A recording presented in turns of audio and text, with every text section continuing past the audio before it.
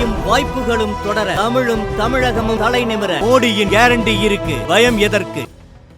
கோவையில் ஒவ்வொரு பஞ்சாயத்தின் தாய் கிராமங்களிலும் அடிப்படை வசதிகள் கொண்ட விளையாட்டு மைதானத்தை அமைத்து உள்ளூர் விளையாட்டு வீரர்களின் வளர்ச்சியை பாஜக கையில் எடுக்கும் போது சர்வதேச மைதானம், வெளிநாட்டு வீரர்கள் என்று பேசும் முதலமைச்சர் மு.க.ஸ்டாலின் கோவைக்கு எப்படி வளர்ச்சியை தருவார் என அண்ணாமலை கேள்வி எழுப்பியுள்ளார். அதற்கு பதிலாக கோவையில் தரமான சாலைகளை போட முதலமைச்சர் பணம் கொடுக்கலாம் என்றும் அவர் பேசினார். இன்னைக்கு பாரதிய ஜனதா கட்சியினுடைய உத்தரவாதம் கோயம்புத்தூருக்கு ஒரு பஞ்சாயத்தினுடைய தாய் கிராமத்தில் ஒரு விளையாட்டு மைதானத்தை அமைப்போம்.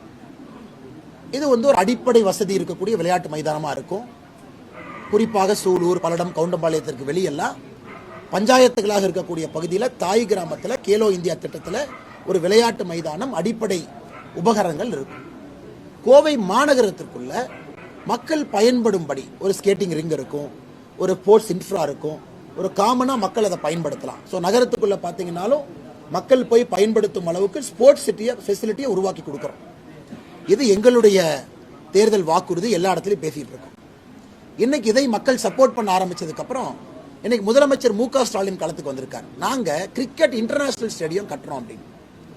ஆச்சரியம் என்னன்னா, ஒரு லோக்சபா தேர்தல் நடக்கும் பொழுது ஒரு மாநிலத்தினுடைய முதலமைச்சர் கோயம்புத்தூருக்கு வந்து நாங்கள் இன்டர்நேஷனல் ஸ்டேடியம் கட்டுறோம். இன்டர்நேஷனல் ஸ்டேடியம் வேண்டும் தான், கோயம்புத்தூருக்கும் இல்லை, இன்னைக்கு உத்தரப்பிரதேசம் 3-4 இருக்கு, தமிழகத்திற்கு குறைந்தபட்சம் 4 இன்டர்நேஷனல் ஸ்டேடியம் வேண்டும். ஏன்னா அந்த அளவுக்கு ஸ்போர்ட்ஸ் எல்லாம் விளையாட ஆரம்பிச்சிட்டாங்க. ஆனால் நாங்கள் அடிப்படையை ஃபோக்கஸ் பண்ணுறோம். கிராமத்தில், தாய் கிராமத்தில், பஞ்சாயத்தில் விளையாட்டு மைதானமும், நகரத்திற்குள்ள ஒரு மல்டி ஸ்போர்ட்ஸ் காம்ப்ளெக்ஸ் ஒரு 2-3 கோயம்புத்தூருக்குள்ள, அதை தாண்டி தனித்தனியாக ஸ்கேட்டிங் ரிங்ஸ் இருக்கும், தனித்தனியாக பாஸ்கெட் பால் கோர்ட்ஸ் இருக்கும். இதை மக்கள் பயன்படுத்த வேண்டும் என்பது எங்களுடைய நோக்கம், அடிப்படை.